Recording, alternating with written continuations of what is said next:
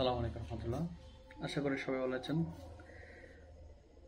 আজকে আপনাদেরকে আমি ছোট্ট একটি বিষয় নিয়ে কথা বলবো। সেটি হচ্ছে আমার এই ফার্মের মধ্যে এটি হচ্ছে আমি যেখানে বসি, এটি হচ্ছে আমার একটা অফিস বা এখানে ছোটোখাটো হচ্ছে একটি ছোট একটি চেয়ার আছে, দুই একটা টেবিল আছে, এখানে মানুষজন আসে বসে। তো এদিকে আমার যে ভিতরে যেটা আছে এখানে আমার ফার্মটা।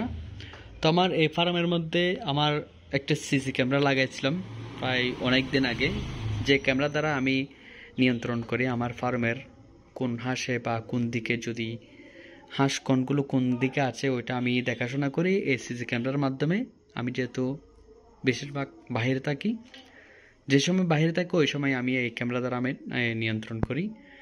তো আমার মূল কথা হচ্ছে আজকে 3 দিন ধরে আমার এই ক্যামেরাটা মানে কীরকম করতেছে দেখুন, একটু নিজে নিজে একটু নাড়াচাড়া করতেছে। এখানে একটি লাইট অন আছে, এটা দেখেন, শুধুমাত্র একটা লাইট এখানে অন আছে।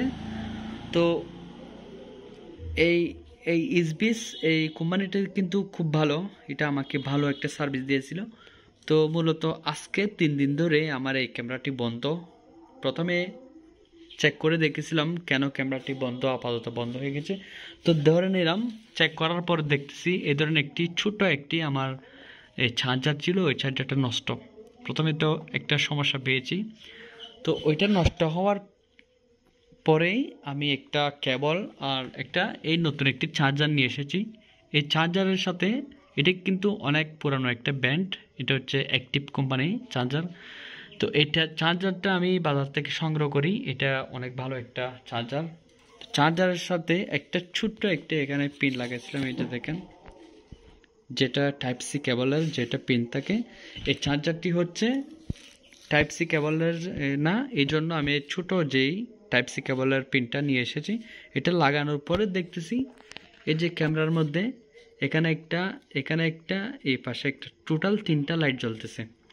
তো জ্বলার পরেও কিন্তু এই ক্যামেরাটা আমার প্লাই হচ্ছে না, সার্ভিস দিচ্ছে না, মানে এটা মুভ করতে পারতেছে না। যে সময় আমি কারেন্টে যখন এই লাইনটা যখন কারেন্টে থাকে ওই সময় কিন্তু আমার এই ক্যামেরাটা মুভ করবে।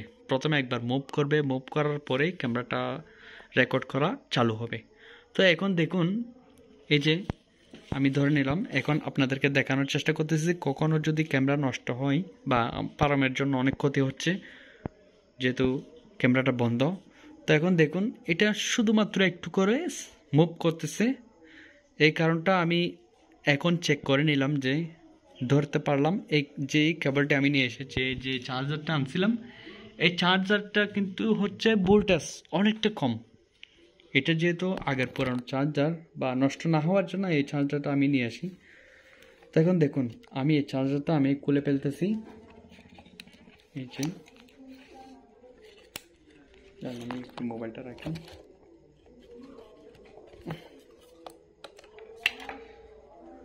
এই চার্জারটা খোলার পরেই আমি এই যে দেখানোর চেষ্টা করতেছি, এই যে আমি এই চার্জারটা লাগাইছি, এই যে দেখেন সাদা চার্জারটা লাগাইছি। লাগানোর পরে এই যে ক্যামেরাটা এখন মুভ করতেছে, এই যে মানে সম্পূর্ণ পুরো এটা 90 ডিগ্রি পর্যন্ত এটা ক্যামেরাটা মুভ করবে।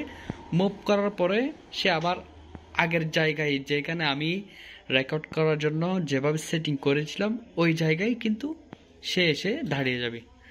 এখন হচ্ছে সে রেকর্ড চালু হয়ে গেছে, এই যে দেখেন, এই যে দেখুন ক্যামেরার মধ্যে কিন্তু এখন ব্লু লাইট যেটা আসছে এটার কারণ মানে এখন রেকর্ড হচ্ছে, মানে এটা জ্বলা মানে এটা রেকর্ড হচ্ছে। তো এখন আলহামদুলিল্লাহ আমি রোগটা ধরার পরে কেবলটি সবগুলো কিন্তু আমি অনেক লম্বা কেবল আছে, কেবলটা পর্যন্ত খুলে এনে এখানে এটা চেক করে দেখলাম আমার যে চার্জারটি নিয়ে এসেছি এই চার্জারটা আর এই কেবলটা কিন্তু অনেকটা তফাৎ।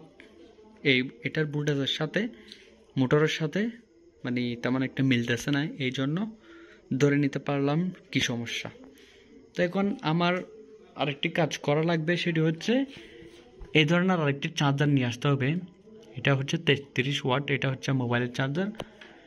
তো আমার একটি ভালো একটা ভোল্টেজের যে চার্জারটা আনতে হবে, ওই চার্জার যখন এটাতে সেটিং করব তারপর থেকে আমার এই রেকর্ডটি চালু হবে। তো সবাই দোয়া করবেন, আমার ফার্মে যা কিছু আমি ঘুম দিচ্ছি ওই ঘুমগুলো যেন আমার ব্যর্থ না হই, লস না হই। তো আপনাদের সকলের কাছে আমি দোয়া চাই, আশা করি সবাই দোয়া করবেন।